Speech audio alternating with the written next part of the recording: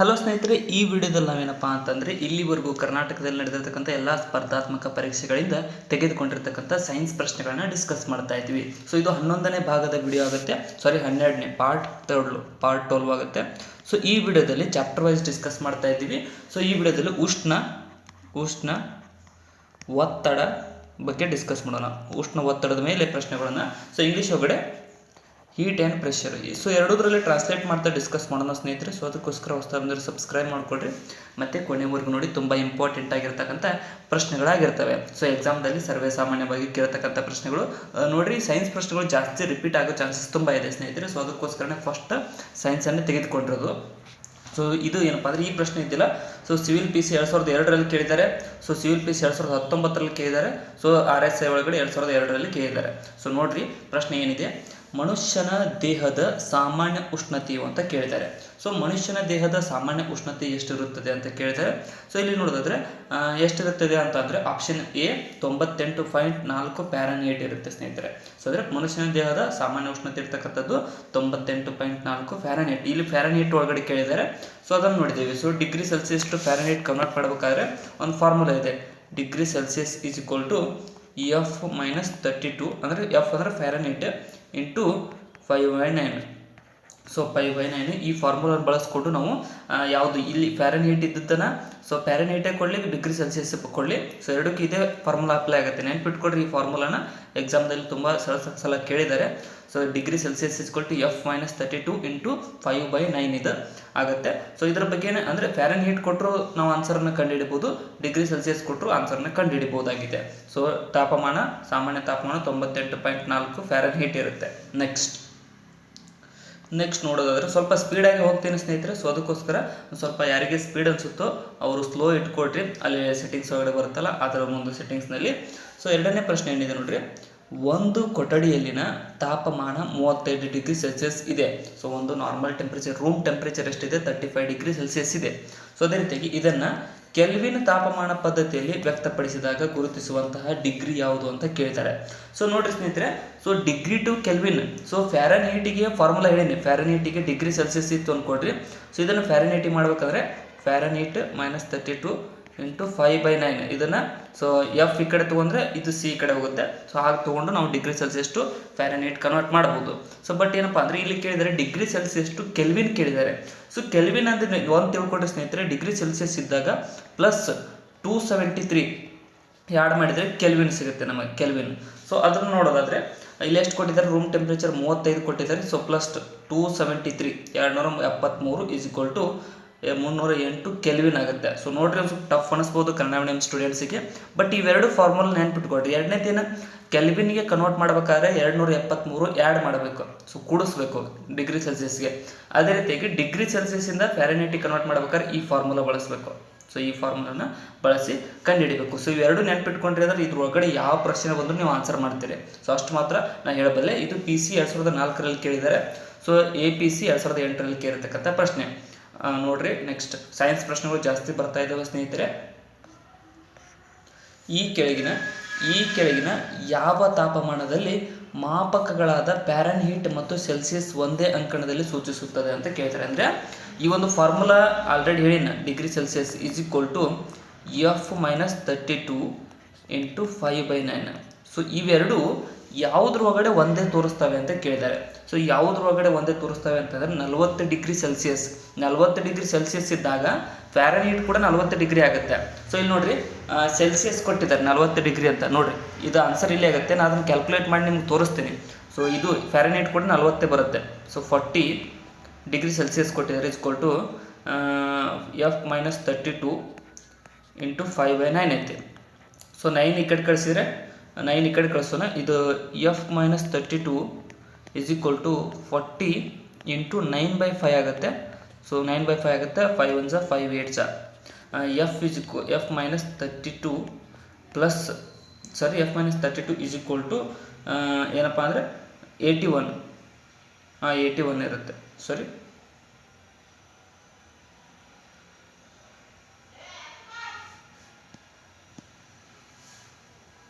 2 ಆಗುತ್ತೆ, 72 ಆಗುತ್ತೆ. So F is equal to minus ಇದ್ದರೆ ಪ್ಲಸ್ ಆಗುತ್ತೆ ಇಲ್ಲಿ, ಸಾರಿ ಮೈನಸ್ ಇದ್ದು ಮೈನಸ್ ಆಗುತ್ತೆ ಇಲ್ಲಿ 72 ಮೈನಸ್ 32 ಅಂದರೆ 40 minus F is equal to minus 40 ಆಗುತ್ತೆ ನೋಡಿರಿ. ಸೊ ಅದು ಆನ್ಸರ್ ಇಲ್ಲಿ ಎ ಸರಿಯಾಗಿರುತ್ತೆ. ಅಂದರೆ F is equal to minus 40 ಬರುತ್ತೆ. ಸೊ ಡಿಗ್ರಿ ಸೆಲ್ಸಿಯಸ್ ಇದ್ದಾಗ 40 ಡಿಗ್ರಿ ಇದ್ದಾಗ ಇದೇ ಆನ್ಸರ್ ಆಗುತ್ತೆ. ಆಪ್ಷನ್ ಎ ಇಲ್ಲಿ 40 ಡಿಗ್ರಿ ಸೆಲ್ಸಿಯಸ್ ಇದ್ದರೆ ಫ್ಯಾರನೈಟ್ ಕೂಡ 40 ಡಿಗ್ರಿ ಬರ್ತಕ್ಕಂಥದ್ದು. ನೆಕ್ಸ್ಟ್, ಪ್ಯಾರನ್ ಹೀಟ್ ಮಾಪಕ ಅಥವಾ ಪ್ರಮಾಣದಂತೆ ನೀರು ಘನೀಕರಿಸುವ ಬಿಂದು ಫ್ರೀಜಿಂಗ್ ಪಾಯಿಂಟ್ ಯಾವುದು ಅಂತ ಕೇಳ್ತಾರೆ. ಸೊ ಪ್ಯಾರನ್ ಹೀಟ್ ಮಾಪಕ ಅಥವಾ ಪ್ರಮಾಣದಂತೆ ನೀರು ಎಷ್ಟು ಡಿಗ್ರಿ ಸೆಲ್ಸಿಯಸ್ಗೆ ಫ್ರೀಜ್ ಆಗುತ್ತೆ ಅಥವಾ ಐಸ್ ಆಗುತ್ತೆ ಅಂತ ಕೇಳ್ತಾರೆ. ಸೊ ಡಿಗ್ರಿ ಸೆಲ್ಸಿಯಸ್ ಅಂತ ಬಂದಾಗ ಅದು 0 ಡಿಗ್ರಿ ಆಗುತ್ತೆ. ಸೊ ಇಲ್ಲಿ ಫ್ಯಾರನ್ ಹೀಟ್ಗೆ ಕನ್ವರ್ಟ್ ಮಾಡಿದರೆ ಸರಿಯಾಗ್ತಕ್ಕಂಥದ್ದು 32 ಡಿಗ್ರಿ. ಸೊ 32 ಡಿಗ್ರಿ ಫಾರ್ಮುಲಾದಲ್ಲಿ ನಾವು ಇದನ್ನು ಹಾಕಿ ನೋಡಿದ್ರೆ ಸೊ ಕರೆಕ್ಟ್ ಆಗುತ್ತೆ. ಸೊ ಫಾರ್ಮುಲಾದಲ್ಲಿ ಹಾಕಿ ನೋಡೋಣ ಬರ್ರಿ. 0 ಡಿಗ್ರಿ 0 ಕೊಟ್ಟಿದ್ದಾರೆ ಇಲ್ಲಿ. 0 ಎಫ್ ಮೈನಸ್ 32 ಇಂಟು 5/9 ಹೌದಾ 32. ಸೊ 5/9 ಈ ಕಡೆ ಕಳಿಸಿದರೆ 0 ಆಗುತ್ತೆ. ಸೊ 5/9 ಈ ಕಡೆ ಕಳಿಸಿದ್ರೆ 0 ಆಗುತ್ತೆ. Is equal to F minus 32 F is equal to 32 plus 32 ಆಯಿತು. ಸೊ ಅಂದರೆ 32 ಡಿಗ್ರಿಗೆ ಸೆಲ್ಸಿಯಸ್ ಅಂತ ಬಂದರೆ 0 ಡಿಗ್ರಿಗೆ ಐಸ್ ಆಗುತ್ತೆ ಸ್ನೇಹಿತರೆ ನೀರು. ಸೊ ಅದೇ ರೀತಿಗೆ ಫ್ಯಾರನೈಟಿಗೆ ಕನ್ವರ್ಟ್ ಮಾಡಿದ್ರೆ 32 ಡಿಗ್ರಿ ಸೆಲ್ಸಿಯಸ್ಗೆ ನೀರು ಐಸ್ ಆಗ್ತಕ್ಕಂಥದ್ದು. ಆಪ್ಷನ್ ಬಿ ಇಲ್ಲಿ ಸರಿಯಾದಂಥ ಆಯ್ಕೆ ಆಗುತ್ತೆ. ಸೊ ಫಾರ್ಮುಲಾ ನೀವು ಕೂಡ ಹಾಕಿ ನೋಡಿರಿ. ಸ್ವಲ್ಪ ಟಫ್ ಅನಿಸುತ್ತೆ ಸ್ನೇಹಿತರೆ, ನಾನು ಒಪ್ಕೊತೀನಿ. ಇದು ಸಿವಿಲ್ PC 2021ರಲ್ಲಿ ಕೇರ್ತಕ್ಕಂಥ ಪ್ರಶ್ನೆ. ಸೊ ಈ ಪ್ರಶ್ನೆಗಳು ಜಾಸ್ತಿ ಟೈಮ್ಸ್ ಎಕ್ಸಾಮ್ದಲ್ಲಿ ಬಂದಿದ್ದಾವೆ. ಸೊ ಮುಂದೆ ಕೂಡ ಬರ್ತವೆ. ಸೊ ಅದಕ್ಕೋಸ್ಕರ ಸ್ವಲ್ಪ ನೋಡ್ಕೊಂಡ್ಬಿಟ್ರೆ ಅರ್ಥ ಆಗಿಬಿಡುತ್ತೆ. ಸೊ ಈ ಒಂದು ಫಾರ್ಮುಲಾ ನೆನ್ಪಿಟ್ಕೊಳ್ರಿ. ಇನ್ನೂ 10 ಸಲ ಹೇಳ್ತೀನಿ formula. 0 degree Celsius is equal to F minus 32 into 5/9. So ಮತ್ತು ಇದಾಯ್ತಾ. Kelvin is equal to degree Celsius plus 273 ಇವೆರಡು. ಸೊ ಎಲ್ಲಾದರೂ ಬರೆದು ಕೂಡ ಇಟ್ಕೊಳ್ರಿ ಸ್ನೇಹಿತರೆ. ಸೊ ಇವೆರಡು ಭಾಳ ಹೆಲ್ಪ್ಫುಲ್ ಆಗ್ತವೆ. ಸೊ ನೀವು ಯಾವ ಪ್ರಾಬ್ಲಮ್ ಬಂದರೂ ನೀವು ಅರ್ಥ ಮಾಡ್ಕೊಂಡು ಇದನ್ನು ಆನ್ಸರ್ ಮಾಡಬಹುದಾಗಿದೆ. ಇವೆರಡು ನೆನ್ಪಿಟ್ಕೊಂಡ್ರೆ. ನೆಕ್ಸ್ಟ್, ಒಂದು ವಸ್ತುವಿನ ಉಷ್ಣಾಂಶವು 45 ಡಿಗ್ರಿ ಸೆಂಟಿಗ್ರೇಡ್ ಆಗಿದೆ. ಈ ಉಷ್ಣಾಂಶವನ್ನು ಪ್ಯಾರನ್ಹೀಟ್ನಲ್ಲಿ ತಿಳಿಸಿ. KS 1999ನಲ್ಲಿ ಕೇಳ್ತಕ್ಕಂಥದ್ದು. ಏನು ಕೊಟ್ಟಿದ್ದಾರೆ? ಡಿಗ್ರಿ ಸೆಲ್ಸಿಯಸ್ ಕೊಟ್ಟಿದ್ದಾರೆ. ಸೊ ಅದರ ಫ್ಯಾರನ್ಹೀಟ್ ಕೇಳಿದ್ದಾರೆ. ಸೊ ಇಲ್ಲಿ ನೋಡಿರಿ, ಡಿಗ್ರಿ ಸೆಲ್ಸಿಯಸ್ ಅಂದರೆ 45 ಐತಿ is equal to F minus 32 into 5/9 ಇದೆ. ಸೊ ಇಲ್ಲಿ ನೋಡೋದಾದರೆ 45 is equal to 45 into 9/5 is equal to F minus 32. So 5 5 ಎಷ್ಟು 9 9 81 is 81 plus 32 F is equal to ಇಲ್ಲಿ 81 ಇದೆ. 81 plus 32 is equal to 113 degree Fahrenheit ಆಗುತ್ತೆ. So 113 ಬರುತ್ತೆ. ಇಲ್ಲಿ ಆಪ್ಷನ್ ಬಿ ಇಲ್ಲಿ ಸರಿಯಾದಂಥ ಆಯ್ಕೆ ಆಗುತ್ತೆ. 113 ಫ್ಯಾರನ್ಹೀಟ್ ಡಿಗ್ರಿ ಸೆಲ್ಸಿಯಸ್ ಆಗುತ್ತೆ ನೋಡಿ. ನೆಕ್ಸ್ಟ್, ಒಂದು ಕಾಯದ ತಾಪಮಾನ 98 ಡಿಗ್ರಿ ಇದ್ದು ಇದನ್ನು ಸೆಲ್ಸಿಯಸ್ನಲ್ಲಿ ಹೇಳಿದ್ದಾರೆ ಅಂತ ಕೇಳಿದ್ದಾರೆ. ಸೊ ತಾಪಮಾನ 98 ಕೊಟ್ಟಿದ್ದಾರೆ. ಇಲ್ಲಿ ನೋಡ್ರಿ, Celsius is equal to 30 F ಅಂದರೆ 98 minus 32 into 5/9. So is equal to ಎಷ್ಟಾಗುತ್ತೆ? 36.6 ಆಗುತ್ತೆ. ನೀವು ಕ್ಯಾಲ್ಕುಲೇಟ್ ಮಾಡ್ಬೋದು. ಇದನ್ನು ಜಾಸ್ತಿನ ಕ್ಯಾಲ್ಕುಲೇಟ್ ಮಾಡ್ತಾ ಕೊಡಲ್ಲ. 36.6 ಆಗುತ್ತೆ ನೋಡಿರಿ. ಆಪ್ಷನ್ ಎ ಇಲ್ಲಿ ಸರಿಯಾದಂಥ ಉತ್ತರ ಆಗುತ್ತೆ. ಸೊ ಕನ್ವರ್ಟ್ ಮಾಡಿದಾಗ. ನೆಕ್ಸ್ಟ್, ಮನುಷ್ಯನ ದೇಹದ ಉಷ್ಣತೆಯನ್ನು ಅಳೆಯುವ ಮಾಪಕ ಯಾವುದು ಅಂತ ಕೇಳಿದ್ದಾರೆ. ಸೊ ಮನುಷ್ಯನ ದೇಹದ ಉಷ್ಣತೆಯನ್ನು ಅಳಿತಕ್ಕಂಥದ್ದು ಯಾವುದು? ಥರ್ಮಾಮೀಟರ್ ಮೂಲಕ ಅಳೆಯಲಾಗುತ್ತೆ. ನೀವು ಕೂಡ ನೋಡಿರ್ತೀರಿ. ಸೊ ಅದು ಉದ್ದಗಿರುತ್ತೆ ಥರ್ಮಾಮೀಟರ್. ಅದರ ಮೂಲಕ ಮನುಷ್ಯನ ದೇಹದ ತಾಪಮಾನವನ್ನು ಅಳೆಯಲಾಗುತ್ತದೆ. ನೆಕ್ಸ್ಟ್, ಸಿಲಿಕಾನ್ ಡ್ಯಾಶ್ ಉಷ್ಣತೆಯಲ್ಲಿ ಕರಗುತ್ತದೆ ಅಂತ ಕೇಳ್ತಾರೆ. ಸೊ ಸಿಲಿಕಾನ್ ಕರಗ್ತಕ್ಕಂಥದ್ದು 1683 ಕೆಲ್ವಿನ್ನಲ್ಲಿ ಕರಗುತ್ತೆ. ಸೊ ಆಪ್ಷನ್ ಎ ಇಲ್ಲಿ ಸರಿಯಾದಂಥ ಉತ್ತರ. 1683 ಕೆಲ್ವಿನ್ನಲ್ಲಿ ಸಿಲಿಕಾನ್ ಕರಗುತ್ತೆ. ನೆಕ್ಸ್ಟ್, ಉಷ್ಣತೆಯನ್ನು SI ಯೂನಿಟ್ನಲ್ಲಿ ಅಳೆಯುವುದು ಯಾವುದು ಅಂತ ಕೇಳಿದ್ದಾರೆ. ಸೊ ಯಾವುದೇ ಒಂದು ಉಷ್ಣತೆಯನ್ನು SI ಯೂನಿಟ್ ಅಳಿತಕ್ಕಂಥದ್ದು ಯಾವುದಪ್ಪ ಅಂತಂದರೆ ಇದು ಆಪ್ಷನ್ ಎ ಕೆಲ್ವಿನ್. ಉಷ್ಣತೆಯನ್ನು ಅಳಿತಕ್ಕಂಥ ಮಾಪಕ ಯಾವುದಂದರೆ ಕೆಲ್ವಿನ್ ಸ್ನೇಹಿತರೆ. ಆಪ್ಷನ್ ಎ ಇಲ್ಲಿ ಸರಿಯಾದಂಥ ಉತ್ತರ. ಸೊ PC ಒಮ್ಮೆ 2010ರಲ್ಲಿ ವಾರ್ಡರ್ 2010ರಲ್ಲಿ ಕೇಳಿರ್ತಕ್ಕಂಥ ಪ್ರಶ್ನೆ. ನೆಕ್ಸ್ಟ್, ವಿದ್ಯುತ್ ಸ್ಥಾವರದಲ್ಲಿ ವಿದ್ಯುತ್ ಉತ್ಪಾದಿಸಲು ಯಾವ ವಿಧಾನವನ್ನು ಬಳಸಲಾಗುತ್ತದೆ ಅಂತ ಕೇಳಿದ್ದಾರೆ. ಸೊ ಯಾವುದೇ ಒಂದು ವಿದ್ಯುತ್ ಸ್ಥಾವರದಲ್ಲಿ ವಿದ್ಯುತ್ ಉತ್ಪಾದನೆ ಮಾಡಬೇಕಂದ್ರೆ ಯಾವ ವಿಧಾನವನ್ನು ಬಳಸ್ತಾರೆ ಅಂದರೆ ಕುದಿಯುವ ನೀರಿನ ಮೂಲಕ. ಅಂದರೆ ಅಲ್ಲಿ ವಿದ್ಯುತ್ ಉತ್ಪಾದನೆಯಲ್ಲಿ ಕಲ್ಲಿದ್ದಲು ಮೂಲಕ ಅಥವಾ ಯಾವುದರ ಒಂದು ಮೂಲಕ ಬೆಂಕಿ ಹಚ್ತಾರೆ. ಸೊ ಅಲ್ಲಿ ನೀರೇನು ಕುದಿಯುತ್ತಲ್ಲ ಅದರ ಆಪರೇಷನ್ ಬರುತ್ತಲ್ಲ ಆ ಹೊಗೆಯಿಂದ ವಿದ್ಯುತ್ತನ್ನು ಉತ್ಪಾದನೆ ಮಾಡ್ತಾರೆ. ಆಪ್ಷನ್ ಬಿ ಇಲ್ಲಿ ಸರಿಯಾದಂಥ ಉತ್ತರ ಆಗುತ್ತೆ. ನೆಕ್ಸ್ಟ್, ವಾತಾವರಣದಲ್ಲಿ ನಾವು ಮೇಲಕ್ಕೆ ಹೋದಂತೆ ತಾಪಮಾನವು ಯಾವ ರೀತಿಯಾಗಿ ಬದಲಾಗುತ್ತದೆ ಅಂತ ಕೇಳಿದ್ದಾರೆ. ಸೊ ನೋಡ್ರಿ, ನಾವು ಮೇಲಕ್ಕೆ ಹೋದಂತೆ ತಾಪಮಾನ ಏನಾಗುತ್ತೆ ಅಂದರೆ ಕಡಿಮೆ ಆಗುತ್ತಾ ಹೋಗುತ್ತೆ. ಸೊ ಒಂದು ಲೆವೆಲಿಗೆ ಕಡಿಮೆ ಆಗುತ್ತೆ, ಮೀಸೋಸ್ಪಿಯರ್ ದಾಟೋವರೆಗೂ, ಅಂದರೆ 5 ಗೋಳಗೆ ಇದಾವೆ, ಮಧ್ಯ ಗೋಳ ಇಲ್ಲ, ಮಧ್ಯ ಗೋಳ ದಾಟೋವರೆಗೂ ಕಡಿಮೆ ಆಗುತ್ತೆ ಸ್ನೇಹಿತರೆ. ಸೊ ಆಮೇಲೆ ಹೆಚ್ಚಿಗೆ ಆಗುತ್ತೆ. ಬಟ್ ಈ ಟೈಪ್ ಪ್ರಶ್ನೆಗಳು PC ಲೆವೆಲ್ಗೆ ಕೇಳಿದಾಗ ನೀವು ಏನು ಆನ್ಸರ್ ಮಾಡಬೇಕು? ಕಡಿಮೆ ಆಗುತ್ತದೆ ಅಂತ ಆನ್ಸರ್ ಮಾಡಬೇಕು. ಸೊ ಮೇಲೆ ಹೋದಂತೆ ತಾಪಮಾನ ಕಡಿಮೆ ಆಗುತ್ತಾ ಹೋಗುತ್ತದೆ. ಆಪ್ಷನ್ ಬಿ ಇಲ್ಲಿ ಸರಿಯಾದಂಥ ಉತ್ತರ ಆಗುತ್ತೆ. ನೆಕ್ಸ್ಟ್, ಎತ್ತರವಾದ ಸ್ಥಳದಲ್ಲಿ ನೀರಿನ ಕುದಿಯುವ ಬಿಂದು ಕಡಿಮೆ ಆಗಿರುವುದರ ಕಾರಣ ಏನು ಅಂತ ಕೇಳಿದ್ದಾರೆ. ಸೊ ಯಾಕಪ್ಪ ಅಂತಂದ್ರೆ ಎತ್ತರ ಸ್ಥಳಕ್ಕೆ ಹೋದಾಗ ನೀರಿನ ಕುದಿಯುವ ಬಿಂದು ಕಡಿಮೆ ಇರುತ್ತೆ. ಸೊ ಇದಕ್ಕೆ ಕಾರಣ ಏನಪ್ಪ ಅಂತಂದ್ರೆ ಇದು ಕಡಿಮೆ ವಾತಾವರಣದ ಒತ್ತಡ. ಸೊ ವಾತಾವರಣದ ಒತ್ತಡ ಕಡಿಮೆ ಇರುತ್ತೆ. ಸೊ ಅದಕ್ಕೋಸ್ಕರ ನೀರು ಬೇಗ ಕುದಿಯುತ್ತೆ, ನೀರಿನ ಕುದಿಯುವ ಬಿಂದು ಕಡಿಮೆ ಆಗುತ್ತೆ. ಸೊ ಎತ್ತರ ಪ್ರದೇಶಕ್ಕೆ ಹೋದಾಗ ಆಪ್ಷನ್ ಡಿ ಇಲ್ಲಿ ಸರಿಯಾದಂಥ ಆಯ್ಕೆ ಆಗುತ್ತೆ ನೋಡಿ. ನೆಕ್ಸ್ಟ್, ಆಹಾರ ಪ್ರೆಷರ್ ಕುಕ್ಕರ್ನಲ್ಲಿ ಬೇಗನೆ ಬೇಯುವುದಕ್ಕೆ ಕಾರಣವೇನು ಅಂತ ಕೇಳ್ತಾರೆ. ಸೊ ಯಾವುದೇ ಒಂದು ಆಹಾರ ಫುಡ್ ಆಗಿರಲಿ ಪ್ರೆಷರ್ ಕುಕ್ಕರ್ ಒಳಗಡೆ ಜಾಸ್ತಿ ಬೇಗನೆ ಬೇಯುತ್ತೆ. ಇದಕ್ಕೆ ಕಾರಣ ಏನಪ್ಪ ಅಂತಂದರೆ ನೀರಿನ ಕುದಿಯುವ ಉಷ್ಣತಾಮಾನ ಹೆಚ್ಚಾಗಿರುವುದರಿಂದ, ಅಂದರೆ ನೀರಿನ ಕುದಿಯುವ ಉಷ್ಣತಾಮಾನ ಹೆಚ್ಚಾಗಿರುತ್ತೆ. ಸೊ ಅದಕ್ಕೋಸ್ಕರನೇ ಜಾಸ್ತಿ ಒಂದು ಕಾಂಪ್ಯಾಕ್ಟ್ ಇದ್ರೊಳಗಡೆ ಇರುತ್ತೆ. ಸೊ ಅದಕ್ಕೋಸ್ಕರ ಜಾಸ್ತಿ ಬೇಗನೆ ಕುದಿಯುತ್ತೆ. ಆಪ್ಷನ್ ಡಿ ಇಲ್ಲಿ ಸರಿಯಾದಂಥ ಉತ್ತರ ಆಗುತ್ತೆ ನೋಡಿ. ನೆಕ್ಸ್ಟ್, ಮಂಜುಗಡ್ಡೆ ಕರಗಿದಾಗ ಅದರ ತಾಪಮಾನ ಡ್ಯಾಶ್ ಅಂತ ಕೇಳ್ತಾರೆ. ಸೊ ಯಾವುದೇ ಒಂದು ಮಂಜುಗಡ್ಡೆ ಕರಗಿದಾಗ ಅದರ ತಾಪಮಾನ ಏನಾಗುತ್ತದೆ ಅಂದರೆ ಸ್ಥಿರವಾಗಿರುತ್ತೆ ಸ್ನೇಹಿತರೆ. ಸೊ ಕರಗಿದ ತಕ್ಷಣ ಅದರ ತಾಪಮಾನ ಇರಂಗಿಲ್ಲ. ಸೊ ಕರಗಿದ ಮೇಲೆ ಒಂದಿಷ್ಟು 100 ಡಿಗ್ರಿ ಸೆಲ್ಸಿಯಸ್ಗೆ ನಾವು ಏನಪ್ಪ ಕುದಿಸೋಕೆ ಸ್ಟಾರ್ಟ್ ಮಾಡಿದರೆ ಅದು ತಾಪಮಾನ ರೈಸ್ ಆಗ್ತಾ ಹೋಗುತ್ತೆ. ಸೊ ಕರಗಿದಾಗ ಅದರ ತಾಪಮಾನ ಸೇಮ್ ಉಳಿದಿರುತ್ತೆ. ಸೊ ಕಡಿಮೆನೂ ಆಗಿರಂಗಿಲ್ಲ, ಹೆಚ್ಚಿಗೆನೂ ಆಗಿರಂಗಿಲ್ಲ. ನೆಕ್ಸ್ಟ್,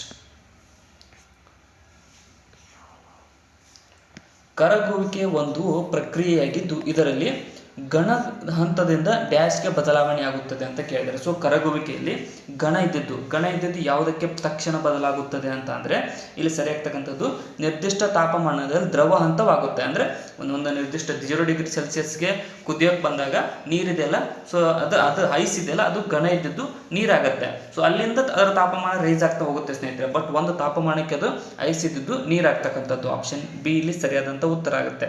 ನೆಕ್ಸ್ಟ್, ಕೆಳಗಿನ ಯಾವುದು ಒಂದು ತಾಪಮಾನ ಪ್ರಕ್ರಿಯೆ ಅಂತ ಕೇಳಿದ್ದಾರೆ. ಸೊ ಕೆಳಗಿನವುಗಳಲ್ಲಿ ಯಾವುದು ಒಂದು ತಾಪಮಾನ ಪ್ರಕ್ರಿಯೆಯಪ್ಪ ಅಂತಂದರೆ ಘನೀಕರಣ ಅನ್ನುವಂಥದ್ದು ಒಂದು ತಾಪಮಾನ ಪ್ರಕ್ರಿಯೆ ಆಗಿದೆ. ಸೊ ಆಪ್ಷನ್ ಬಿ ಇಲ್ಲಿ ಸರಿಯಾದಂಥ ಉತ್ತರ ಆಗುತ್ತೆ. ನೆಕ್ಸ್ಟ್,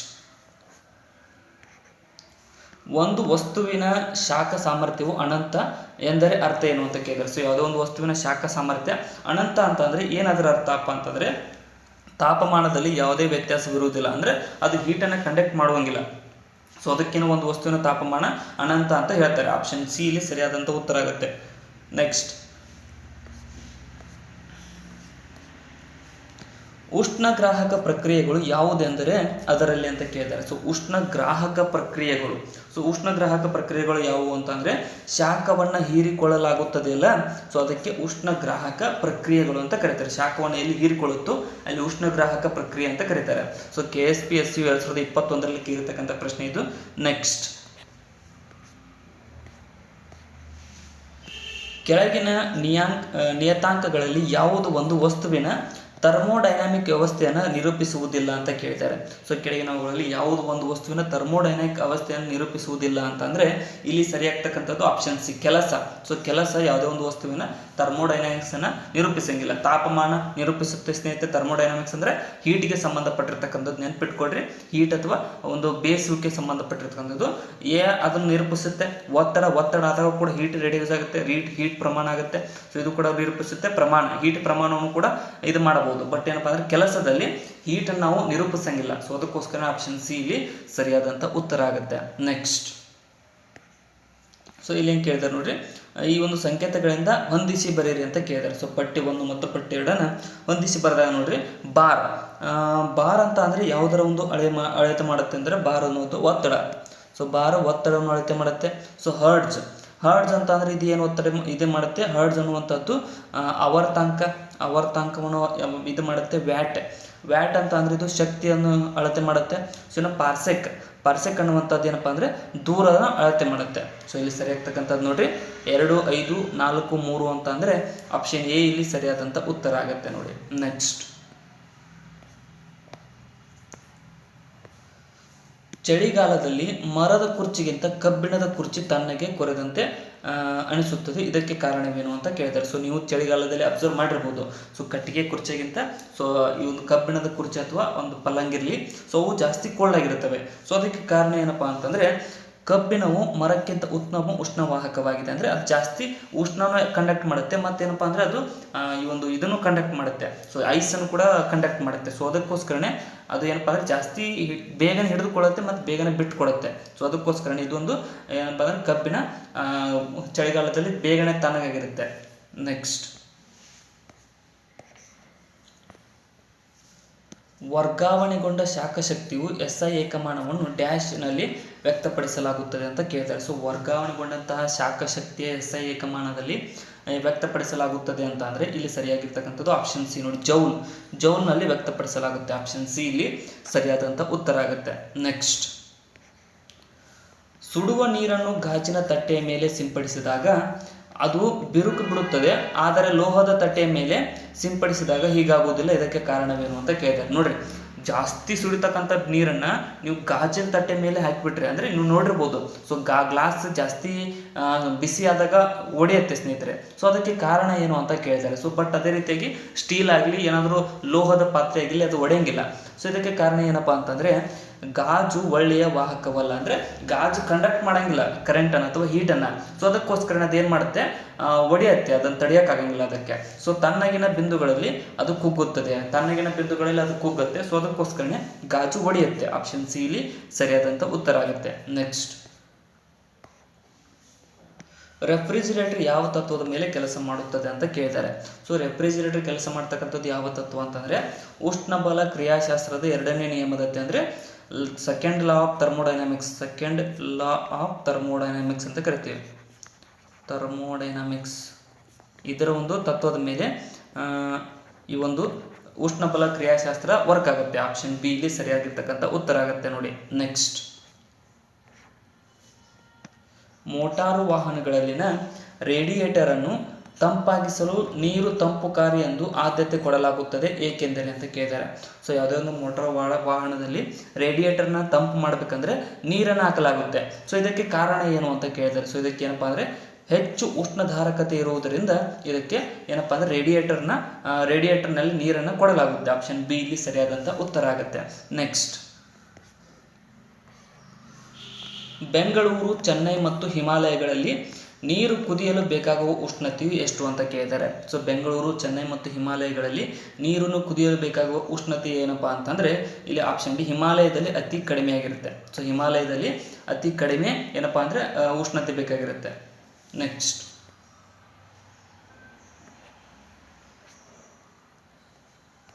ಒಂದು ನಿಮಿಷ, ಎಲ್ಲ ಸ್ಥಳಗಳಲ್ಲಿ ಒಂದೇ ಅತಿ ಹೆಚ್ಚು, ಬೆಂಗಳೂರಿನಲ್ಲಿ ಹಿಮಾಲಯದಲ್ಲಿ ಅತಿ ಕಡಿಮೆ. ನೆಕ್ಸ್ಟ್,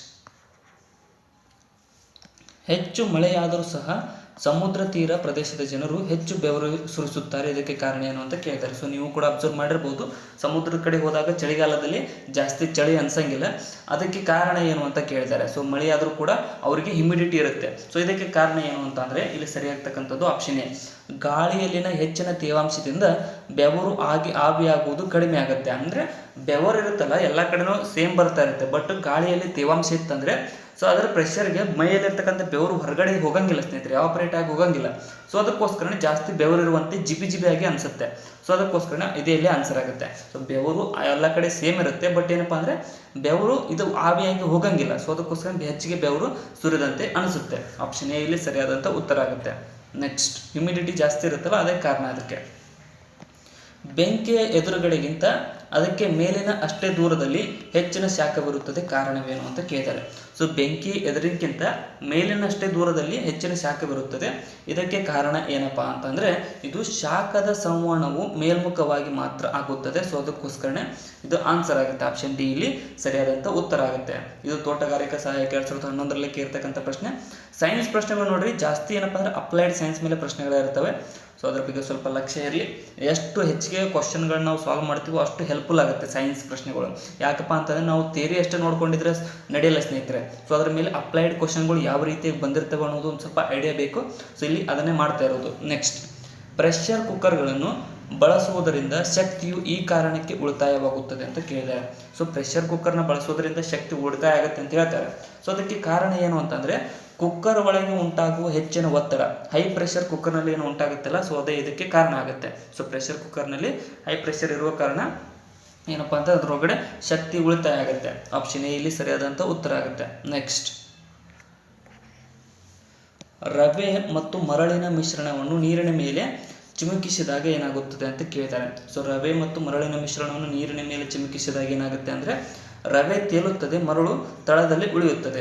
ಮರಳು ತೆಳಗೆ ಹೋಗುತ್ತೆ, ಸೊ ರವೆ ತೇಲುತ್ತೆ, ನೀವು ನೋಡಿರ್ಬೋದಲ್ಲ. ನೆಕ್ಸ್ಟ್, ಸರ್ಫೇಸ್ ಟೆನ್ಷನ್ ಅದಕ್ಕೆ ಕಾರಣ, ಡೆನ್ಸಿಟಿ ಕಾರಣ ಆಗುತ್ತೆ. ಅತಿ ಎತ್ತರವಾದ ಪರ್ವತಗಳ ಮೇಲೆ ಉಸಿರು ಕಟ್ಟಿದಂತಾಗುತ್ತದೆ ಏಕೆಂದರೆ ಅಂತ ಕೇಳಿದ್ದಾರೆ. ಸೊ ನೋಡಿರ್ಬೋದು, ನೀವು ನೋಡಿಲ್ಲ ಅನ್ಸುತ್ತೆ. ಸೊ ಅತ್ತೆ ಹೈಕರ್ಸ್ ಇರ್ತಾರಲ್ಲ, ಅವರು ಆಕ್ಸಿಜನ್ ಪಂಪನ್ನು ತೆಗೆದುಕೊಂಡು ಹೋಗ್ತಾರೆ. ಸೊ ಇದಕ್ಕೆ ಕಾರಣ ಏನು, ಜಾಸ್ತಿ ಎತ್ತರಕ್ಕೆ ಹೋದಾಗ ಗಾಳಿ ಯಾಕೆ ಕಡಿಮೆ ಆಗುತ್ತೆ ಅಂತ ಕೇಳಿದ್ದಾರೆ. ಸೊ ಇದಕ್ಕೆ ಕಾರಣ ಏನಪ್ಪ ಅಂದರೆ ಅಲ್ಲಿ ಗಾಳಿಯ ಸಾಂದ್ರತೆ ಅತಿ ಕಡಿಮೆಯಾಗಿದ್ದು ಉಸಿರಾಡುವ ಅತಿ ಕಡಿಮೆ ಆಮ್ಲಜನಕ ಲಭಿಸುತ್ತೆ. ಅಂದರೆ ನಾವು ಕೆಳಗಡೆ ಇದ್ದಾಗ ಗಾಳಿ ಸಾಂದ್ರತೆ ಜಾಸ್ತಿ ಇರುತ್ತೆ, ಸೊ ಡೆನ್ಸಿಟಿ ಜಾಸ್ತಿ ಇರುತ್ತೆ. ಸೊ ಆ ಡೆನ್ಸಿಟಿ ಇರ್ತಕ್ಕಂಥ ಗಾಳಿಯನ್ನು ನಾವು ಉಸಿರಾಡ್ತೀವಿ, ಅದು ನಮ್ಗೆ ಹೆಲ್ದಿಯಾಗಿರುತ್ತೆ. ಸೊ ಮೇಲೆ ಹೋದಾಗ ಆ ಗಾಳಿಯ ಡೆನ್ಸಿಟಿ ಕಡಿಮೆ ಇರುತ್ತೆ ಸ್ನೇಹಿತರೆ. ಸೊ ಅದಕ್ಕೋಸ್ಕರ ಇದು ನಮ್ಗೆ ಉಸಿರಾಡೋಕ್ಕೆ ಯೋಗ್ಯ ಆಗಿರೋಂಗಿಲ್ಲ. ಸೊ ಅದಕ್ಕೋಸ್ಕರ ಮೇಲೆ ಹೋದಾಗ ನಮಗೆ ಆಕ್ಸಿಜನ್ ಪಂಪ್ ಆಗಲಿ ಬೇಕಾಗಿರುತ್ತೆ. ಸೊ ಅದು ಇಲ್ಲ ಅಂದರೆ ನಮಗೆ ಗಾಳಿ ಉಸಿರು ಕಟ್ಟದಂಗೆ ಅನಿಸುತ್ತೆ. ಆಪ್ಷನ್ ಎ ಇಲ್ಲಿ ಸರಿಯಾಗುತ್ತೆ. ನೆಕ್ಸ್ಟ್, ಉಣ್ಣೆ ನಮ್ಮನ್ನು ಚಳಿಗಾಲದಲ್ಲಿ ಬೆಚ್ಚಗಿಡಲು ಕಾರಣವೇನು ಅಂತ ಕೇಳ್ತಾರೆ. ಸೊ ಉಣ್ಣೆ ನಮ್ಮನ್ನು ಚಳಿಗಾಲದಲ್ಲಿ ಬೆಚ್ಚಗಿಡುತ್ತೆ. ಸೊ ಇದಕ್ಕೆ ಕಾರಣ ಏನು ಅಂತ ಅಂದರೆ ಅದು ನಮ್ಮ ದೇಹದ ತಾಪಮಾನ ಇರುತ್ತಲ್ಲ, ಸೊ ನಮ್ಮ ಬಾಡಿ ಯಾವಾಗಲೂ ಈ ಒಂದು ಹೀಟನ್ನು ಬಿಡ್ತಾ ಇರುತ್ತೆ. ಸೊ ಹೀಟನ್ನು ಬಿಡುವುದನ್ನು ಅದು ಹೊರಗಡೆ ಹೋಗೋದನ್ನು ತಡೆಯುತ್ತೆ, ಇಲ್ಲಿ ಉಳಿಸ್ಕೊಳ್ಳುತ್ತೆ. ಸೊ ಅದಕ್ಕಾಗಿ ನಾವು ಬೆಚ್ಚಗೆ ಅನುಭವಿಸ್ತೀವಿ. ಸೊ ಇಲ್ಲಿ ಆನ್ಸರ್ ನೋಡೋದಾದರೆ ಉಣ್ಣೆ ದೇಹದಿಂದ ಉಷ್ಣ ತಪ್ಪಿಸಿಕೊಳ್ಳದಂತೆ ತಡೆಯುತ್ತದೆ. ಸೊ ಹಾಗಾಗಿ ಅದು ಉಣ್ಣೆ ನಮ್ಮನ್ನು ಬೆಚ್ಚಗಿಡುತ್ತೆ. ಆಪ್ಷನ್ ಸಿ ಇಲ್ಲಿ ಸರಿಯಾದಂಥ ಉತ್ತರ ಆಗುತ್ತೆ. ನೆಕ್ಸ್ಟ್, ಕೆಳಗಿನ ಹೇಳಿಕೆಗಳನ್ನು ಪರಿಗಣಿಸಿ. ಸೊ ಮೇಲಿನ ಹೇಳಿಕೆಗಳಲ್ಲಿ ಯಾವುದು ಅಥವಾ ಯಾವುವು ಸರಿ ನೀಡಿರುವ ಆಯ್ಕೆಗಳಲ್ಲಿ ಸರಿಯಾದ ಉತ್ತರಕ್ಕಾಗಿ ಸಂಕೇತವನ್ನು ಆರಿಸಿರಿ ಅಂತ ಕೇಳಿದ್ದಾರೆ. ಸೊ ಇಲ್ಲಿ ನೋಡಿದ್ರೆ ಮೊದಲನೇದು ಏನು ಕೊಟ್ಟಿದ್ದಾರೆ, ಸೊ ಶಾಖವು ದರ್ಪಣದಿಂದ ಪ್ರತಿಫಲಿಸುತ್ತದೆ, ಇದು ತಪ್ಪು. ಸೊ ಯಾವುದೋ ಒಂದು ಮಿರರ್ನಲ್ಲಿ ನೋಡಿರ್ಬೋದು, ಸೊ ಲೈಟ್ ರಿಫ್ಲೆಕ್ಟ್ ಆಗುತ್ತೆ, ಬಟ್ ಶಾಖ ರಿಫ್ಲೆಕ್ಟ್ ಆಗಂಗಿಲ್ಲ. ಸೊ ಶಾಖ ಪ್ರತಿಫಲಿಸಂಗಿಲ್ಲ ಸ್ನೇಹಿತರೆ. ಸೊ ಶಾಖ ಅಲ್ಲಿ ಹಾಯ್ದು ಹೋಗುತ್ತೆ. ಇನ್ನು ಶಾಖವು ಶಕ್ತಿಯ ಒಂದು ರೂಪ ಅಂತ ಕೊಟ್ಟಿದ್ದಾರೆ, ಇದು ಸರಿಯಾಗಿದೆ. ಶಾಖವನ್ನು ನಾವು ಶಕ್ತಿಯ ಒಂದು ರೂಪ ಅಂತ ಕೂಡ ಕನ್ಸಿಡರ್ ಮಾಡ್ತೀವಿ. ನೆಕ್ಸ್ಟ್, ಶಾಖವು ನಿರ್ವಾತದ ಮೂಲಕ ಹಾದು ಹೋಗುವುದಿಲ್ಲ ಅಂತ ಕೊಟ್ಟಿದ್ದಾರೆ, ಇದು ತಪ್ಪು. ಯಾಕಪ್ಪ ಅಂತಂದರೆ ಸೂರ್ಯನ ಶಾಖ ನಿರ್ವಾತದ ಮೂಲಕ ನಮ್ಮ ಭೂಮಿ ಬರುತ್ತೆ. ಸೊ ಶಾಖ ಇದೆಯಲ್ಲ ನಿರ್ವಾತದ ಮೂಲಕ ಹಾಯ್ದು ಹೋಗುತ್ತೆ. ಸೊ ಬಿ ಮಾತ್ರ ಇಲ್ಲಿ ಸರಿಯಾಗಿರ್ತಕ್ಕಂಥದ್ದು. ನೆಕ್ಸ್ಟ್, ಗಾಳಿಯ ಆರ್ದ್ರತೆಯನ್ನು ಅಳೆಯಲು ಈ ಕೆಳಗಿನವುಗಳಲ್ಲಿ ಯಾವ ಉಪಕರಣ ಬಳಸುತ್ತಾರೆ ಅಂತ ಕೇಳಿದ್ದಾರೆ. ಸೊ ಗಾಳಿಯ ಆರ್ದ್ರತೆಯನ್ನು ಅಳೆಯಬೇಕಂತಂದರೆ ಯಾವ ಉಪಕರಣವನ್ನು ಬಳಸಲಾಗುತ್ತದೆ ಅಂತಂದರೆ ಒದ್ದೆ ಮತ್ತು ಶುಷ್ಕ ಬುರುಡೆಯ ಉಷ್ಣಮಾಪಕವನ್ನು ಬಳಸಲಾಗುತ್ತದೆ. ಒದ್ದೆ ಮತ್ತು ಶುಷ್ಕ ಬುರುಡೆಯ ಉಪತಾಪಮಾಪಕವನ್ನು ಬಳಸಲಾಗುತ್ತದೆ. Next, wet and dry. Next, ಚಿಕ್ಕ ಪ್ರದೇಶದ ಹವಾಮಾನವು ಅಲ್ಲಿಯ ಒಟ್ಟಾರೆ ಹವಾಮಾನಕ್ಕಿಂತ ಪ್ರಮುಖವಾಗಿ ಭಿನ್ನವಾದಲ್ಲಿ ಅದನ್ನು ಡ್ಯಾಶ್ ಅನ್ನುತ್ತಾರೆ ಅಂತ ಕೇಳಿದ್ದಾರೆ. ಸೊ ಯಾವುದೋ ಒಂದು ಪ್ರದೇಶದ ಹವಾಮಾನ ಆ ಒಂದು ಸಣ್ಣ ಹವಾಮಾನ ಸೊ ಒಟ್ಟಾರೆ ಪ್ರದೇಶಕ್ಕಿಂತ ಭಿನ್ನವಾದಲ್ಲಿ ಅದನ್ನು ಡ್ಯಾಶ್ ಅನ್ನುತ್ತಾರೆ ಅಂತ ಅಂದರೆ ಇಲ್ಲಿ ಆಪ್ಷನ್ ಸಿ ಆರ್ದ್ರತೆ ಅಂತ ಕರೀತಾರೆ. ಆರ್ದ್ರತೆ ಅಂತ ಕರೆಯಲಾಗುತ್ತದೆ, ಹ್ಯುಮಿಡಿಟಿ. ನೆಕ್ಸ್ಟ್, ಒತ್ತಡವು ಜಾಸ್ತಿ ಆಗುತ್ತಿದ್ದಂತೆ ಯಾವುದೇ ವಸ್ತುವಿನ ಕುದಿಯುವ ಬಿಂದು ಏನಾಗುತ್ತದೆ ಅಂತ ಕೇಳ್ತಾರೆ. ಸೊ ಕುದಿಯುವ ಬಿಂದು ಕೂಡ ಹೆಚ್ಚಾಗುತ್ತೆ. ಆಪ್ಷನ್ ಎ ಇಲ್ಲಿ ಸರಿಯಾದಂಥ ಉತ್ತರ ಆಗುತ್ತೆ ನೋಡಿ. ನೆಕ್ಸ್ಟ್, ಒಂದು ಕೊಠಡಿಯಲ್ಲಿ ಒಂದು ಲೋಹದ ಮೇಜಿನ ಮೇಲೆ ಇಟ್ಟಿರುವ ಕಪ್ಪಿನಲ್ಲಿರುವ ಬಿಸಿ ಚಹಾ ಡ್ಯಾಶ್ರಿಂದಾಗಿ ತನ್ನ ಶಾಖ ಕಳೆದುಕೊಳ್ಳುತ್ತದೆ ಅಂತ ಕೇಳಿದ್ದಾರೆ. ಸೊ ಯಾವುದರಿಂದ ತನ್ನ ಶಾಖ ಕಳೆದುಕೊಳ್ಳುತ್ತದೆ ಅಂದರೆ ಉಷ್ಣವಹನ ಮತ್ತು ಬಾಷ್ಪೀಭವನದಿಂದ ಶಾಖವನ್ನು ಒಂದು ಕಪ್ನಲ್ಲಿರ್ತಕ್ಕಂಥ ಶಾಖ ಕಳೆದುಕೊಳ್ಳುತ್ತೆ. ನೆಕ್ಸ್ಟ್, ಕಂಡಕ್ಷನ್ ಮತ್ತು ಎವಾಪರೇಷನ್ ಮೂಲಕ. ಆಪ್ಷನ್ ಸಿ ಇಲ್ಲಿ ಸರಿಯಾಗಿರತಕ್ಕಂಥ ಉತ್ತರ ಆಗುತ್ತೆ. ನೆಕ್ಸ್ಟ್, ಬರೀ ಕಾಲಿನಲ್ಲಿ ಕೆಂಡದ ಮೇಲೆ ನಡೆಯುವ ವ್ಯಕ್ತಿಗೆ ಯಾವುದೇ ಹಾನಿಯಾಗುವುದಿಲ್ಲ ಯಾಕೆಂದರೆ ಅಂತ ಕೇಳಿದ್ದಾರೆ. ಸೊ ನೀವು ನೋಡಿರ್ಬೋದು ಜಾತ್ರೆಯಲ್ಲಿ ಅಥವಾ ಯಾವುದೋ ಒಂದು ಹಬ್ಬದಲ್ಲಿ ಬರಿಗಾಲಲ್ಲಿ ಕೆಂಡದ ಮೇಲೆ ನಡೆದಿರ್ತಾರೆ. ನಾನು ಕೂಡ ನಡೆದಿದ್ದೀನಿ. ಸೊ ನೀವು ಕೂಡ ಅಬ್ಸರ್ವ್ ಮಾಡಿರ್ಬೋದು ಕೆಲವೊಂದಿಷ್ಟು ಜನ. ಅದು ಯಾಕೆಪ್ಪ ಅಂತಂದರೆ ಕೆಂಡದ ವಾಹಕತೆ ಕಡಿಮೆ ಇರುತ್ತೆ. ಸೊ ಕೆಂಡದ ವಾಹಕತೆ ಕಡಿಮೆ ಇರುತ್ತೆ. ಮತ್ತೇನಪ್ಪ ಅಂದರೆ ನಾವು ಜಾಸ್ತಿ ಸಮಯದವರೆಗೆ ಕೆಂಡದ ಜೊತೆ ಕಾಂಟ್ಯಾಕ್ಟ್ ಇರೋಂಗಿಲ್ಲ. ಸೊ ಸ್ಪೀಡಾಗಿ ಹೋಗ್ತೀವಿ. ಸೊ ಅದಕ್ಕೋಸ್ಕರನೇ ಅದು ಕಂಡಕ್ಟ್ ಆಗಬೇಕನ್ನೋ ಅಷ್ಟರೊಳಗಡೆ ನಾವು ನೆಕ್ಸ್ಟ್ ಹೆಜ್ಜೆ ಇಟ್ಟಿರ್ತೀವಿ. ಸೊ ಹಾಗಾಗಿ ಅದು ನಮಗೆ ಏನೋ ಹಾನಿಯನ್ನು ಉಂಟು ಮಾಡೋಂಗಿಲ್ಲ. ಸೊ ಅದು ಇಲ್ಲಿ ಸೈನ್ಸ್ ಅಪ್ಲೈ ಆಗುತ್ತೆ. ನೆಕ್ಸ್ಟ್, ಸೊ ಅದು ಯಾವುದೇ ರೀತಿಯಾದ ದೇವರ ಪವಾಡಗಳ ಏನೂ ಇರೋಂಗಿಲ್ಲ. ನೆಕ್ಸ್ಟ್, ಎರಡು ಕಾಯಗಳು ಉಷ್ಣ ಸಂಪರ್ಕದಲ್ಲಿದ್ದರೆ ಅವುಗಳ ಡ್ಯಾಶ್ನಲ್ಲಿ ವ್ಯತ್ಯಾಸವಾಗಿದ್ದರೆ ಶಾಖ ಹರಿವು ಅವುಗಳ ನಡುವೆ ಸಂಭವಿಸುತ್ತದೆ ಅಂತ ಕೇಳ್ತಾರೆ. ಸೊ ಶಾಖವು ಅವುಗಳ ನಡುವೆ ತಾಪಮಾನದ ಮೂಲಕ ಸಂಭವಿಸುತ್ತದೆ. ಆಪ್ಷನ್ ಡಿ ಇಲ್ಲಿ ಸರಿಯಾಗಿರುತ್ತೆ.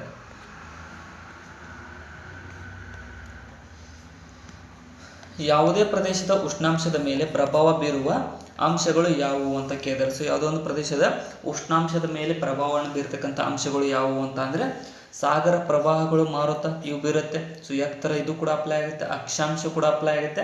ಸ್ವಾಭಾವಿಕ ಸಸ್ಯವರ್ಗ ಇದು ಕೂಡ ಅಪ್ಲೈ ಆಗುತ್ತೆ. ಎ ಬಿ ಸಿ ಡಿ ಇಲ್ಲಿ ಆನ್ಸರ್ ಆಗುತ್ತೆ ನೋಡಿ, 4 ಇಲ್ಲಿ ಅಪ್ಲೈ ಆಗ್ತವೆ. ಆಪ್ಷನ್ ಡಿ ಇಲ್ಲಿ ಸರಿಯಾದಂಥ ಉತ್ತರ ಆಗುತ್ತೆ. ನೆಕ್ಸ್ಟ್, ಪ್ರೆಷರ್ ಕುಕ್ಕರ್ ಅಕ್ಕಿಯನ್ನು ವೇಗವಾಗಿ ಬೇಯಿಸುತ್ತದೆ ಏಕೆಂದರೆ ಅಂತ ಕೇಳ್ತಾರೆ. ಸೊ ಯಾವುದೇ ಒಂದು ಪ್ರೆಷರ್ ಕುಕ್ಕರ್ ಅಕ್ಕಿಯನ್ನು ವೇಗವಾಗಿ ಬೇಯಿಸುತ್ತೆ. ಸೊ ಇದಕ್ಕೆ ಕಾರಣ ಏನಪ್ಪ ಅಂತಂದರೆ ಹೆಚ್ಚಿನ ಒತ್ತಡವು ನೀರಿನ ಕುದಿಯುವ ಬಿಂದುವನ್ನು ಹೆಚ್ಚಿಸುತ್ತದೆ. ಹಾಗಾಗಿ ಪ್ರೆಷರ್ ಕುಕ್ಕರ್ನ ಅಕ್ಕಿಯು ವೇಗವಾಗಿ ಬೇಯಿಸುತ್ತದೆ. ಆಪ್ಷನ್ ಸಿ ಇಲ್ಲಿ ಸರಿಯಾದಂಥ ಉತ್ತರ ಆಗುತ್ತೆ ನೋಡಿ. ನೆಕ್ಸ್ಟ್, ವಾಯುವಿನಲ್ಲಿ ಶಬ್ದದ ವೇಗ ಇದನ್ನು ಅವಲಂಬಿಸಿಲ್ಲ ಅಂತ ಕೇಳಿದ್ದಾರೆ. ಸೊ ಗಾಳಿಯಲ್ಲಿರ್ತಕ್ಕಂಥ ಶಬ್ದದ ವೇಗ ಯಾವುದನ್ನು ಅವಲಂಬಿಸಿಲ್ಲ ಅಂತಂದರೆ ಒತ್ತಡವನ್ನು ಅವಲಂಬಿಸಿಲ್ಲ. ಆಪ್ಷನ್ ಸಿ ಇಲ್ಲಿ ಸರಿಯಾದಂಥ ಉತ್ತರ ಆಗುತ್ತೆ. ನೆಕ್ಸ್ಟ್, ಒಂದು ಐಸೋಬಾರಿಕ್ ಪ್ರಕ್ರಿಯೆಗೆ ಯಾವಾಗ ಆಗುತ್ತದೆ ಅಂತ ಕೇಳ್ತಾರೆ. ಸೊ ಆ ಐಸೋಬಾರಿಕ್ ಪ್ರತಿಕ್ರಿಯೆ ಆಗ್ತಕ್ಕಂಥದ್ದು ಯಾವಾಗ ಅಂತಂದರೆ ನಿರಂತರ ಒತ್ತಡದಿಂದ ಇದು ಆಗುತ್ತೆ. ಆಪ್ಷನ್ ಬಿ ಇಲ್ಲಿ ಸರಿಯಾದಂಥ ಉತ್ತರ ಆಗುತ್ತೆ. ನೆಕ್ಸ್ಟ್, ಪ್ರೆಷರ್ ಕುಕ್ಕರ್ನಲ್ಲಿ ಅಡುಗೆ ವೇಗವಾಗಿ ಆಗಲು ಕಾರಣ ಏನು? ಸೇಮ್ ರಿಪೀಟೆಡ್ ಕ್ವಶನ್ ಆಗಿದೆ. ಹೆಚ್ಚು ಒತ್ತಡದಿಂದ ತಾಪ ಹೆಚ್ಚುತ್ತದೆ, ಹಾಗಾಗಿ ಜಾಸ್ತಿ ಬೇಗನೆ ಆಗುತ್ತೆ. ನೆಕ್ಸ್ಟ್, ಸ್ಕೇಲಾರ್ ಪ್ರಮಾಣವನ್ನು ಆರಿಸಿರಿ ಅಂತ ಕೇಳಿದರೆ. ಸೊ ನೋಡ್ರಿ, ಸ್ಕೇಲಾರ್ ಪ್ರಮಾಣ ಅಂತಂದ್ರೆ ಯಾವುದಂದ್ರೆ ಒತ್ತಡ, ಪ್ರೆಷರ್ ಅನ್ನುವಂಥದ್ದು ಸ್ಕೇಲಾರ್ ಪ್ರಮಾಣವಾಗಿದೆ. ನೆಕ್ಸ್ಟ್, ವೆಕ್ಟರ್ ಮತ್ತು ಸ್ಕೇಲಾರ್ ಬರ್ತಲ್ಲ. ಮಳೆಯ ಹನಿಯು ಗೋಳಾಕಾರದಲ್ಲಿರಲು ಕಾರಣ ಇದು ಅಂತ ಕೇಳಿದರೆ. ಸೊ ಯಾವುದೇ ಒಂದು ಮಳೆ ಹನಿ ಗೋಳಾಕಾರದಲ್ಲಿರುತ್ತೆ, ಅದಕ್ಕೆ ಆ ರೀತಿಯಾಗಿ ಶೇಪ್ ಬರಲು ಕಾರಣ ಏನಪ್ಪ ಅಂದರೆ ಮೇಲ್ಮೈ ಒತ್ತಡ ಅಥವಾ ಸರ್ಫೇಸ್ ಟೆನ್ಷನ್ ಇದಕ್ಕೆ ಕಾರಣ ಆಗುತ್ತೆ. ಆಪ್ಷನ್ ಡಿ ಇಲ್ಲಿ ಸರಿಯಾದಂಥ ಉತ್ತರ ಆಗುತ್ತೆ. ನೆಕ್ಸ್ಟ್, ಪ್ರೆಷರ್ ಕುಕ್ಕರ್ನಲ್ಲಿ ಆಹಾರವನ್ನು ಬೇಯಿಸುವ ತಾಪಮಾನವು ಮುಖ್ಯವಾಗಿ ಈ ಕೆಳಗಿನವುಗಳಲ್ಲಿ ಯಾವುದನ್ನು ಅವಲಂಬಿಸಿರುತ್ತದೆ ಅಂತ ಕೇಳಿದ್ದಾರೆ. ಸೊ ಇದು ನೋಡ್ರಿ, ಮತ್ತೆ ಅದರ ಕ್ವಶನ್ ರಿಪೀಟ್ ಆಗಿದೆ. ಇಲ್ಲಿ ಆನ್ಸರ್ ನೋಡೋದಾದ್ರೆ, ಸೊ ಮುಚ್ಚಳದಲ್ಲಿನ ರಂಧ್ರದ ವಿಸ್ತೀರ್ಣ ಇದು ಅವಲಂಬಿಸಿರಂಗಿಲ್ಲ. ಸೊ ಜ್ವಾಲೆಯ ತಾಪಮಾನ ಹೌದು, ಮುಚ್ಚಳದ ತೂಕ ಇದು ಕೂಡ ಹೌದು. ಸೊ ಇವೆರಡು ಇಲ್ಲಿ ಅಪ್ಲೈ ಆಗ್ತವೆ. ಸೊ 2 ಮತ್ತು 3 ಆನ್ಸರ್ ಆಗುತ್ತೆ ಪ್ರೆಷರ್ ಕುಕ್ಕರ್ಗೆ ಸಂಬಂಧಪಟ್ಟಿರ್ತಕ್ಕಂತೆ. ನೆಕ್ಸ್ಟ್, ಮೋಟಾರ್ ಕಾರೊಂದರ ರೇಡಿಯೇಟರ್ ಅಥವಾ ಶೀತಲ ವ್ಯವಸ್ಥೆ ಯಾವ ತತ್ವದ ಆಧಾರದ ಮೇಲೆ ಕೆಲಸ ಮಾಡುತ್ತದೆ ಅಂತ ಕೇಳಿದರೆ. ಸೊ ಇದೇನಪ್ಪ ಅಂದರೆ ಸಂವಹನ ಕ್ರಿಯೆ, ಕಂಡಕ್ಷನ್ ಮೇಲೆ ಕೆಲಸ ಮಾಡ್ತಕ್ಕಂಥದ್ದು. ಸೊ ಇಲ್ಲಿಗೆ ಈ ಒಂದು ಹೀಟ್ ಮೈಂಡ್ ಪ್ರೆಷರ್ ಮೇಲಿನ ಪ್ರಶ್ನೆಗಳು ಮುಕ್ತಾಯಗೊಂಡಿದ್ದಾವೆ. ಸೊ ಇದ್ರ ನೆಕ್ಸ್ಟ್ ಪಾರ್ಟ್ ಕೂಡ ಬರ್ತಾ ಇರುತ್ತೆ ಸ್ನೇಹಿತರೆ. ಸೊ ಹೊಸ ಬಂದವರು ಸಬ್ಸ್ಕ್ರೈಬ್ ಕೂಡ ಮಾಡಿಕೊಡ್ರಿ, ವಿಡಿಯೋನ ಶೇರ್ ಮಾಡಿ ಸಬ್ಸ್ಕ್ರೈಬ್ ಮಾಡಿರಿ. ಡಿಸ್ಕ್ರಿಪ್ಷನ್ ಇರತಕ್ಕಂಥ ನಮ್ಮ ಚಾನಲ್ ಲಿಂಕ್ ಕೂಡ ಫಾಲೋ ಮಾಡಿಕೊಡ್ರಿ. ಮತ್ತು ಇನ್ಯಾರು ಏನಪ್ಪ ಇದು ಕಾಮೆಂಟ್ ಕೂಡ ಮಾಡಿ. Thank you so much.